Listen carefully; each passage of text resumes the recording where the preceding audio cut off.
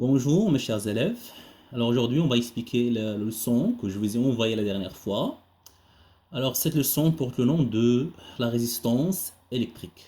C'est le chapitre 17. Bon, je vais commencer par l'image suivante. Alors cette image que vous voyez ici comporte plusieurs composantes électroniques. Alors l'essentiel pour nous, c'est les composants que vous voyez ici. Alors, ce sont ce qu'on appelle les résistances électriques. Alors, chaque appareil électronique, par exemple le téléphone portable, PC portable, télécommande, alors qu'on contient ce genre, d'accord, donc des composants électroniques qu'on l'appelle les résistances électriques ou bien ce qu'on appelle les conducteurs ohmiques. D'accord. Bon, alors ça se voit clairement à travers cette image que vous voyez ici. Bon, alors d'après ce que vous voyez, le conducteur ohmique ou bien la résistance électrique. Après, je vais expliquer la signification du mot conducteur ohmique. Bon, alors la résistance électrique, c'est un dipôle car elle contient deux bornes. Alors vous voyez ici, alors on a deux bornes. Ça, c'est une borne, ça c'est l'autre borne. Alors les deux bornes sont deux bornes qui sont identiques, sont les mêmes. D'accord? Et vous voyez ici, alors qu'est-ce qu'on a? On a des anneaux colorés, des couleurs. Alors, donc, les questions qui s'opposent, quel est le rôle de conducteur ohmique ou bien de la résistance électrique dans un circuit? Et en même temps, quel est le rôle de ces anneaux qu'on a ici? D'accord. Très bien. Alors, on commence. Alors, je vais commencer par une petite expérience. On réalise un circuit électrique comportant un générateur, une pile, un interrupteur et une lampe. On ajoute dans le même circuit un conducteur ohmique, entre parenthèses, résistor. On dit résistor, on dit la même chose, résistance électrique. Puis on mesure l'intensité du courant. Alors, donc, avant de continuer, alors donc j'arrête au mot un conducteur ohmique. Alors, le mot conducteur ohmique, lorsqu'on dit un conducteur, d'après ce qu'on a vu, un conducteur, c'est un élément qui laisse passer le courant. D'accord? On a vu les conducteurs et les isolants. Alors, le conducteur, c'est l'élément qui laisse passer le courant. Alors, ohmique, il vient du mot ohm. D'accord? Alors, ohm, c'est un physicien allemand. Oh. Donc, elle est donc, à l'origine de la loi qu'on appelle la loi d'Ohm, que vous allez voir donc juste après dans la troisième année collège. Très bien. Alors donc d'après, bien au cours de cette année, lorsqu'on dit un conducteur ohmique, c'est la résistance électrique, c'est la même chose, d'accord? Donc un conducteur, lorsqu'on dit un conducteur ohmique, c'est une résistance électrique. Très bien. Alors, bon. Donc, puis on mesure l'intensité du courant. Alors, donc, pour utiliser ou bien pour schématiser un circuit électrique, alors on a besoin de quoi? D'un symbole, euh, donc le symbole du conducteur ohmique ou bien ce qu'on appelle le symbole normalisé. Alors, par exemple, le générateur, alors, on a le symbole, un symbole normalisé, par exemple, les lampes, les moteurs. D'accord, donc les diodes, la même chose. Alors pour les résistances électriques, alors donc aussi ils ont ou bien un symbole normalisé. Le symbole normalisé du conducteur ohmique, c'est le suivant. Donc c'est un rectangle. Là on a les deux bandes qui sont identiques. Très bien. Bon, alors dans le premier montage qu'on a ici, alors donc dans ce montage, qu'est-ce qu'on a? On a un générateur, une lampe, d'accord, un ampèremètre. Alors, quel est le rôle de l'ampèremètre? L'ampèremètre sert à mesurer l'intensité électrique d'accord, donc, qui traverse la lampe que vous avez ici ou bien qui circule dans le circuit. Alors, l'intensité indiquée par l'ampèremètre, c'est quoi? C'est I égale à 0,36 ampères. Très bien. Maintenant, on va introduire le conducteur ohmique, c'est-à-dire cette résistance dans le circuit que vous avez ici. Et avant de ça, je vais vous expliquer à travers l'animation suivante. Alors, dans l'animation suivante, alors vous avez ici donc un générateur, le voilà. Vous avez une lampe et vous avez un ampèremètre. Alors, donc l'ampèremètre qu'on a ici dans cette animation, donc elle mesure l'intention en milliampères. Alors, vous avez ici 265 milliampères. Alors, ça c'est ou bien la valeur affichée indiquée par l'ampèremètre. Donc ça c'est son résistance. Maintenant on va introduire la résistance pour voir quel est le rôle de cette résistance lorsqu'on l'introduit dans un circuit électrique. Alors regardez, on va introduire, voilà c'est la résistance. Alors regardez l'ampèremètre. Alors l'ampèremètre il indique une valeur qui est égale à 152. D'accord? Alors, donc cette valeur, elle est plus précise par rapport à la première. Alors, d'accord? Donc, très bien. Bon. Alors, donc, votre observation et conclusion. Je vous laisse une minute d'accord, donc pour réfléchir à propos de cette petite expérience. Bon, très bien. Alors, on observe quoi? Alors, on observe que l'intensité diminue. D'accord? Donc, d'après avoir introduit cette résistance électrique ou bien ce conducteur ohmique, donc quel est le rôle du conducteur ohmique? Alors, le conducteur ohmique, lorsqu'on l'introduit dans un circuit électrique, qu'est-ce qu'elle fait? Elle diminue l'intensité du courant électrique. D'accord? Elle résiste au courant électrique. Donc, c'est pour cela, donc, on l'appelle la résistance électrique. Très bien. Alors, je reviens à notre cours. Donc, vous voyez ici, d'après avoir introduit cette résistance électrique, alors, donc l'ampèremètre, c'est l'ampèremètre qui affiche cette valeur. Donc, ce n'est pas la résistance, d'accord? Alors, donc, I égale à 0,22, c'est la valeur affichée par cet ampèremètre. Très bien, alors on observe que l'intensité a été diminuée, d'accord? Donc, l'intensité du courant diminue. Donc, le rôle de cette résistance électrique, c'est de diminuer l'intensité du courant dans un circuit. Alors, observation, on observe que la lampe brille moins fort lorsqu'il est branché avec le conducteur ohmique. Alors, donc, c'est évident.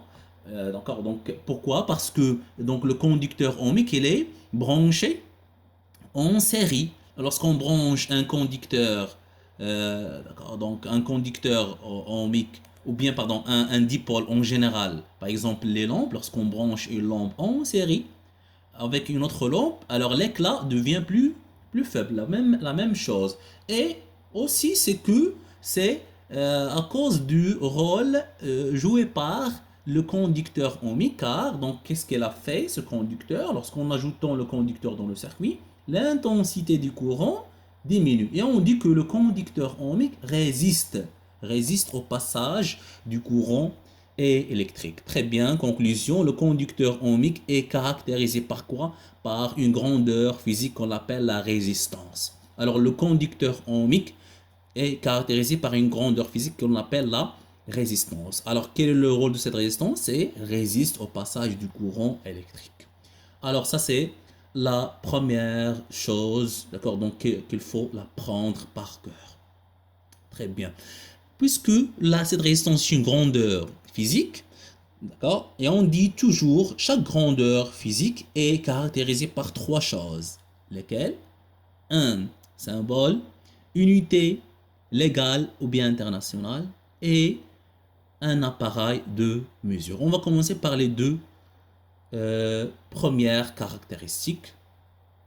La résistance électrique est notée par la lettre R. C'est la première lettre, résistance. On la note par R. Elle est symbolisée par R. La même chose comme l'intensité, elle est symbolisée par I. La tension symbolisée par la lettre U. Très bien. D'après ce qu'on a vu dans la première session, la masse est notée par la lettre M, le volume par V, et ainsi de suite. Maintenant, la résistance est exprimée avec l'unité ohm. Donc, ce symbole, c'est une lettre grecque.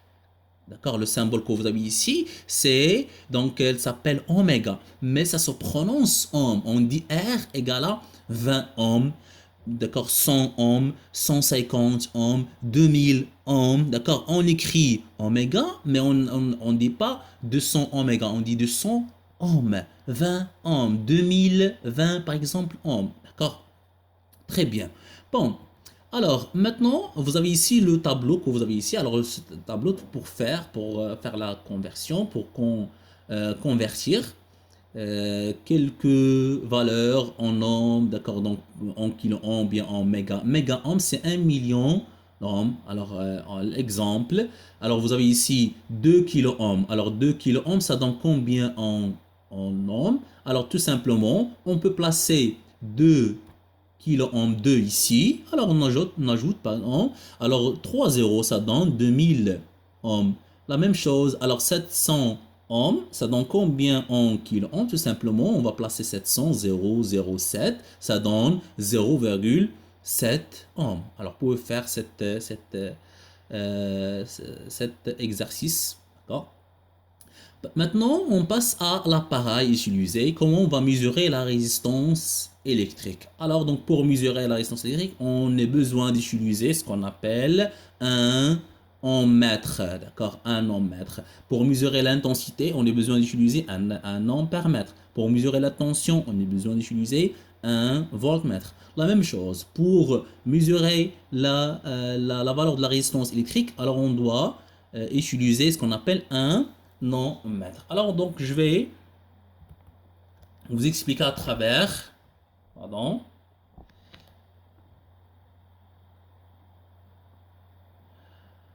alors à travers,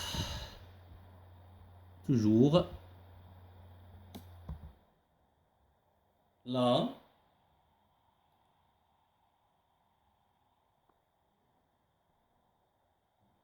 alors toujours à travers l'animation suivante. Bon, alors donc ça c'est un exemple de multimètre, d'accord. Alors donc le multimètre, il est utilisé en fonction d'un ampère-mètre, ou bien un voltmètre, ou bien un ohmmètre. Donc tout simplement, il suffit de placer le sélecteur que vous avez ici, d'accord. Donc si vous placez le sélecteur ici, dans cette zone, alors pour mesurer la tension, comment la tension continue, vous avez ici égal. Ou bien si on déplace le sélecteur que vous avez ici dans cette zone, d'accord, donc ça c'est pour mesurer l'intensité, puisque vous avez ici ampère, l'intensité, d'accord, donc du courant continu. Et si on place le sélecteur dans cette zone, c'est pour mesurer la tension, mais donc c'est la tension alternative sinusoïdale que vous allez voir l'année prochaine, Inch'Allah. Bon, maintenant, alors donc, on s'intéresse à mesurer quoi? À mesurer la valeur d'une résistance et électrique, d'accord, à travers cette l'ohmmètre. Alors donc, on doit placer le sélecteur dans cette zone-là où vous avez l'unité ohm, oméga, d'accord, cette lettre. Donc, l'appareil, dans ce cas, il est inactif, d'accord. Alors, je vais placer le sélecteur dans cette zone et donc on positionne le sélecteur toujours du multimètre dans la zone oméga en choisissant le calibre le plus élevé. Alors le calibre le plus élevé vous avez ici, alors vous avez 2 méga-ohms, vous avez un majuscule, ça veut dire méga-ohm, millions d'ohms. Ici 200 kilo-ohms, 20 kilo-ohms, 2 kilo-ohms, c'est 200 ohms. Alors on commence, voilà. Alors, donc vous voyez ici, donc ici, donc lorsqu'on place, alors automatiquement, donc il apparaît ici donc la résistance électrique, le conducteur, d'accord, avec les couleurs qu'on a vues au début de ce chapitre, avec les anneaux. Alors donc ici on a seulement 3. Normalement on trouve 4 anneaux colorés, 4 couleurs. Ici vous avez seulement 3. Et les 3 donc, sont les couleurs les plus importantes pour nous. D'accord. Bon, alors, donc, on branche un fil, n'importe quel fil, soit ce fil ou bien celui-ci. Alors, on branche un fil sur la borne que vous avez ici, la borne ohm, et un autre sur la borne com. D'accord. Alors, comme vous voyez ici, alors on peut même D'accord, donc faire l'inverse, car donc, ce conducteur A, c'est un dipôle qui a deux bornes identiques, sont les mêmes. D'accord. Alors, qu'est-ce qu'on observe? Alors, ce calibre choisi, qui est 2 mégaohms, permet de mesurer des résistances jusqu'à 2 mégaohms. C'est-à-dire le maximum, c'est 2 mégaohms. Très bien. Alors, l'écran affiche la valeur 0. Ah, alors la valeur 0, cela ne signifie que la résistance mesurée est nulle. D'accord. Donc, oui, pardon. Mais donc, cela ne signifie pas que la résistance mesurée est nulle. Mais ça signifie que ce n'est pas le bon calibre. C'est un calibre plus grand. D'accord. Alors, donc, je dois diminuer la valeur de ce calibre en choisissant 200 kΩ. Toujours, ce calibre permet de mesurer la résistance, les résistances inférieures à 200 kΩ et l'écran affiche la valeur 0, mais cela ne signifie pas que la résistance mesurée est nulle. Tout simplement, c'est toujours là, c'est un calibre plus grand. 20 kΩ. Alors 20 kΩ, il apparaît ici donc un chiffre 0,03. Alors 0,03 quoi? 0,03, puisque vous avez ici 20 kΩ, c'est 0,03 kΩ. Alors ça donne combien en ohms? Alors en utilisant le tableau que vous avez dans le cours, alors ça donne une trentaine d'ohms. C'est 30 ohms, d'accord? Vous pouvez utiliser le tableau tout simplement, d'accord? Mais ce n'est pas le bon calibre. Quand on n'a pas, au moins on doit avoir 3 chiffres significatifs. Alors, donc j'utilise l'autre. Alors l'autre, ça donne, ce point-là, ça veut dire qu'on a toujours 0. Même ça ne s'affiche pas ici, ne s'affiche pas la valeur 0. Mais donc ici, vous avez 0,039 et toujours kilo-ohm. D'accord?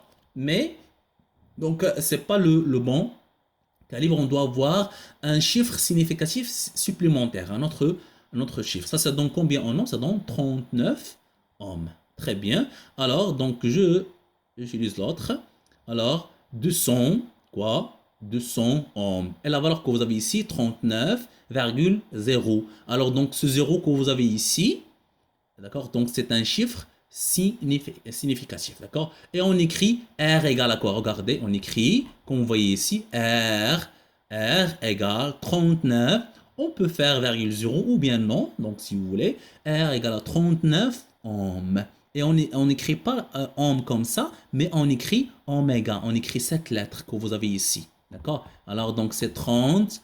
On dit 39 ohms. Alors, donc, c'est ça le bon calibre. Et comme ça, on utilise, d'accord, donc, cet ohm mètre. D'accord? Donc, juste une remarque, regardez ici. Alors, donc, pour mesurer la valeur de cette résistance, alors on connecte le dipôle, d'accord, donc à l'ohmmètre après l'avoir isolé du circuit. C'est-à-dire, donc, alors on ne peut pas brancher le conducteur dans le circuit, on veut mesurer sa valeur, d'accord? Donc on doit l'isoler du circuit et on doit la brancher directement avec l'ohmmètre comme vous voyez ici, d'accord? Pardon, si vous avez la valeur 1, si cet écran d'ohmmètre affiche la valeur 1, alors ça veut dire quoi? Ça veut dire que le calibre choisi est trop petit. Il faut passer au calibre supérieur. Je répète, si l'écran affiche la valeur 1, ça signifie quoi? Ça signifie que le calibre choisi est trop petit, pardon, et il faut passer au calibre, d'accord, donc supérieur, plus grand. D'accord? Très bien. Alors, je reviens au cours. Je pense que vous avez bien compris cette partie. D'accord? Bon, alors, donc, voilà. Alors, donc, pour mesurer la résistance d'un conducteur ohmique, on utilise un multimètre numérique, d'accord, en fonction d'un mètre. D'accord? Alors, une minute, s'il vous plaît. Alors, désolé, alors ce sont des choses techniques, tout simplement. Bon, alors que l'essentiel pour nous, c'est d'avoir un message clair. Bon, alors l'utilisation d'un ohmmètre, alors qu'est-ce qu'on a dit pour mesurer la résistance d'un conducteur ohmique? On utilise un multimètre numérique, d'accord? Donc on ne peut pas avoir un multimètre analogique. Alors le plus utilisé, c'est un multimètre numérique. Alors en fonction d'ohmmètre, il suffit de repérer les calibres de la zone en ohm et on note la valeur de la résistance mesurée après avoir choisir le bon calibre. C'est ça ce qu'on a vu à partir de l'animation. Très bien. Bon, alors le symbole de l'ohmmètre. Maintenant, si on veut par exemple introduire l'ohmmètre dans un circuit électrique, alors on a besoin d'utiliser quoi? D'utiliser un ohmmètre. D'accord? Alors, pardon, on a besoin d'utiliser un symbole normalisé de l'ohmmètre. D'accord? Donc, comme le cas de l'ampèremètre. Donc, on utilise un rond et à l'intérieur, on a A. La même chose. Alors, pour le voltmètre, on utilise un rond. À l'intérieur, on a V. La même chose pour l'ohmmètre. Alors, donc, on utilise un rond et à l'intérieur, on a le symbole oméga. D'accord? Donc, c'est l'unité. Très bien. Alors maintenant, l'utilisation du code des couleurs. Alors la question qu'on a posée au départ de ce chapitre, c'est que quel est le rôle des anneaux colorés ou bien des couleurs qu'on observe toujours sur le conducteur ohmique ou bien la résistance électrique. Alors le conducteur ohmique porte des anneaux colorés, d'accord? Comme vous voyez ici, alors donc on peut trouver plusieurs anneaux. Alors donc ici vous avez rouge, rouge, noir, d'accord? Donc le doré. D'accord, donc on peut avoir par exemple plusieurs différentes d'accord, donc couleurs ou bien différents anneaux colorés. Mais alors quel est le rôle de ces anneaux que vous avez ici? Alors chaque couleur correspond à un chiffre qu'on appelle le code des couleurs, comme l'indique le tableau suivant. C'est-à-dire, alors ce code que vous avez ici, c'est un code universel, international. Donc les couleurs que vous avez ici, d'accord, donc sont des couleurs qu'on trouve donc, sur n'importe quel conducteur ohmique. Alors, et chaque couleur correspond à une valeur bien précise. Par exemple, le noir correspond à la valeur 0. Le marron correspond à la valeur 1. Le rouge correspond à la valeur 2. Orange 3. Le jaune 4. Vert 5. Bleu 6. Violet 7. Gris 8. Et blanc 9. D'accord? Alors, ce tableau, il faut l'apprendre par cœur. D'accord? Donc, il faut l'apprendre par cœur. Très bien. Alors,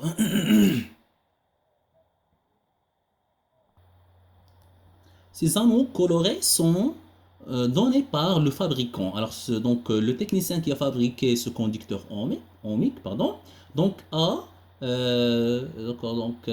mis sur le conducteur ohmique ces anneaux colorés pour pour bien ou bien pour trouver la valeur de ces conducteurs ohmiques facilement. D'accord.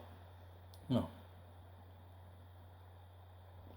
Alors, donc maintenant, comment on va utiliser le code des couleurs pour déterminer la valeur d'une résistance électrique? Alors, pour lire la valeur de la résistance, il faut d'abord placer le conducteur ohmique dans le bon sens et suivre la méthode suivante. Alors, quel est le bon sens? Alors, le bon sens, vous voyez, alors je reviens à cette image. Alors, vous voyez ici, alors, on a trois couleurs et vous avez donc la quatrième couleur ou bien le quatrième anneau que vous avez ici. Alors, toujours, on doit placer les trois couleurs ou bien les trois anneaux colorés qui sont proches à gauche de nous. D'accord? Et le quatrième anneau qui est soit le doré ou bien l'argenté qui reste toujours à droite. C'est ça le bon sens. Alors, je répète, on doit placer les trois couleurs, d'accord? Les trois couleurs donc à gauche de nous et la quatrième couleur donc reste toujours donc à droite. D'accord? Donc c'est ça le bon sens. Et en utilisant le tableau qu'on a dans le cours. Bon, alors la première couleur ou bien le premier anneau à gauche, c'est ça. Ça c'est le premier anneau à gauche. Alors donc l'anneau que vous avez ici c'est pour la dizaine. D'accord? Alors, donc, quelle est la valeur correspond à cette couleur? C'est numéro 2, d'après le tableau. Alors, donc, c'est le chiffre 2. Ensuite, on a encore le rouge. Alors, donc, cette valeur correspond à l'unité. D'accord? Donc, c'est toujours la deuxième, c'est la deuxième, ou bien le deuxième chiffre, toujours à gauche. D'accord? Et c'est toujours le 2. Bon, le troisième anneau. Alors, le troisième anneau donne le nombre de zéros après les chiffres des deux premiers anneaux. Je répète, le troisième anneau donne le nombre de zéros. C'est-à-dire combien on va ajouter de zéros. Est-ce qu'on va rien ajouter? Ou bien est-ce qu'on va ajouter un zéro? Ou bien deux zéros? Ou bien on va ajouter trois zéros? Ou bien on va ajouter quatre zéros? D'accord? Alors on a dit c'est le troisième anneau donne le nombre de zéros après les chiffres des deux premiers anneaux, d'accord? Et puisque vous avez le noir, alors le noir, d'après le tableau, c'est zéro, c'est-à-dire on ne va rien ajouter, d'accord? Bon, le quatrième anneau, c'est pour la précision.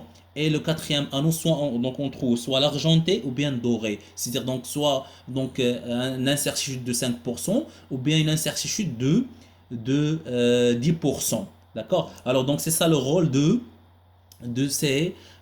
quatrième anneau qu'on ne va pas utiliser au cours de cette année. On va utiliser seulement les trois premiers anneaux. Alors, donc, quelle est la valeur de ce conducteur ohmique? Donc, la valeur, donc on écrit R égale à quoi? Égale à 22 ohms. Alors, pourquoi 22 ohms? Alors, le 2 que vous avez ici, le 2, ça c'est le concernant le premier, d'accord?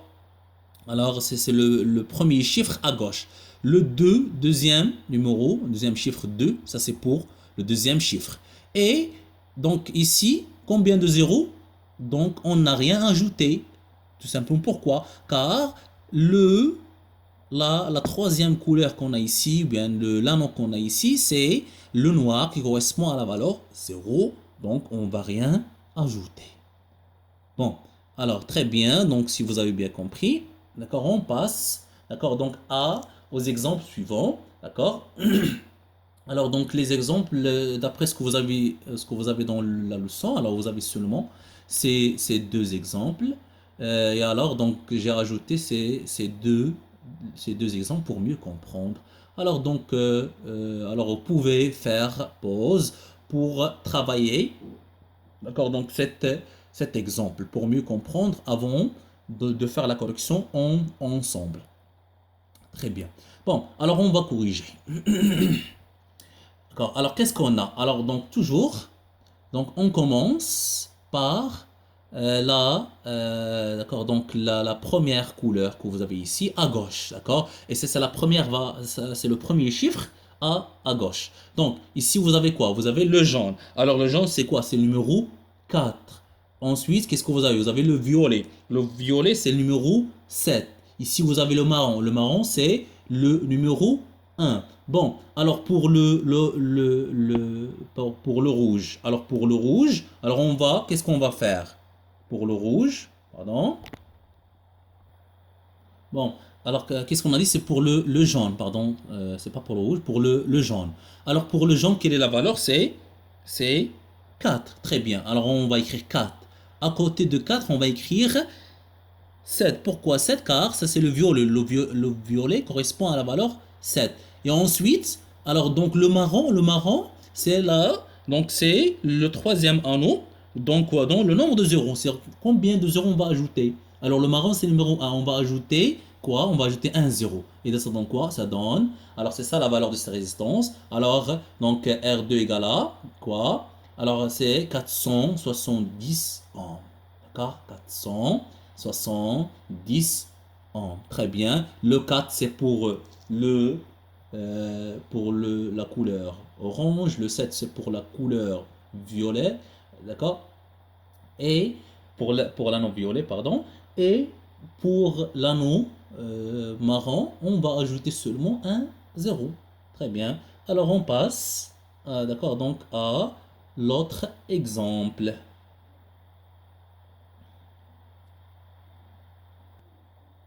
Alors toujours donc les deux premières couleurs donc sont les mêmes. Alors on a seulement changé, d'accord, donc le troisième anneau qui est le noir. Donc l'orange c'est 4, le violet c'est la valeur 7 et le noir c'est le zéro. Alors on va rien ajouter. Très bien. Alors donc R1 égale à quoi? Égale à donc 47 ohms. Très bien, on passe troisième exemple. Alors ici, qu'est-ce que vous avez? Donc ici, qu'est-ce que vous avez? Alors vous avez quelle valeur ici? Donc c'est quelle couleur, pardon? C'est le bleu. Alors le bleu correspond à quelle valeur? C'est numéro 6. Très bien. Alors on doit écrire R, par exemple R3 ou bien R4 égale à 6. Ensuite, à côté du 6, quelle est la valeur qu'on va écrire? 5, car dans le tableau on a 5.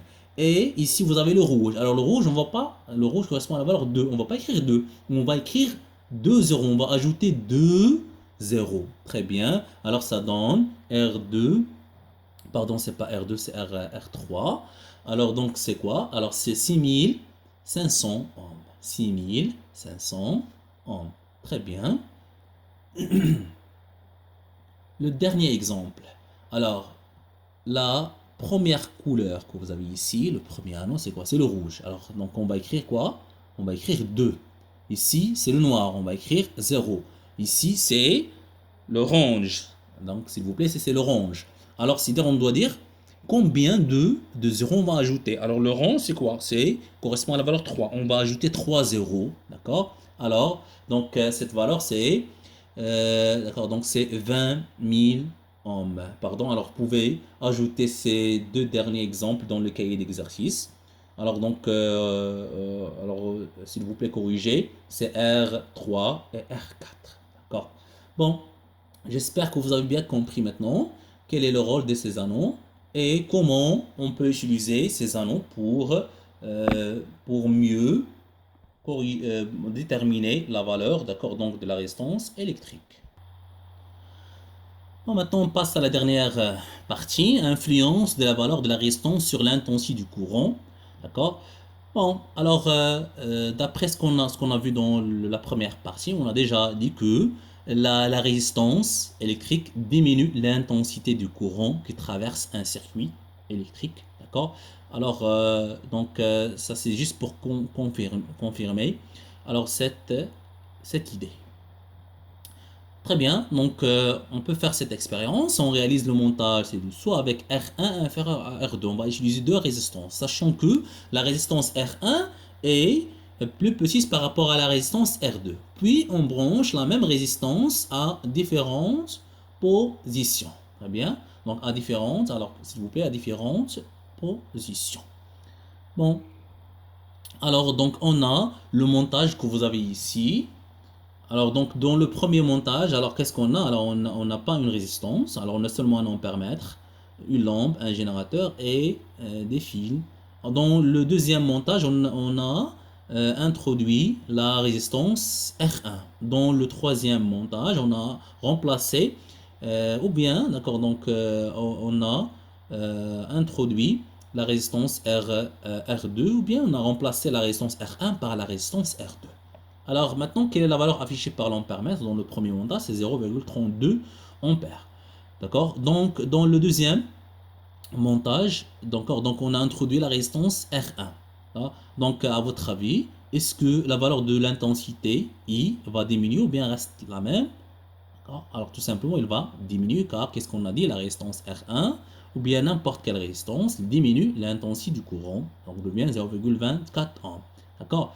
Bon, alors la résistance R1 est inférieure à la résistance R2. C'est-à-dire la résistance R2 est plus grande par rapport à la résistance R1. À votre avis, dans le troisième schéma, ou bien le troisième montage, est-ce que la valeur affichée par l'ampèremètre, est-ce que ça sera plus petite que 0,24 ou bien plus grande que 0,24? D'accord. Alors ça sera plus petite que la valeur de l'intensité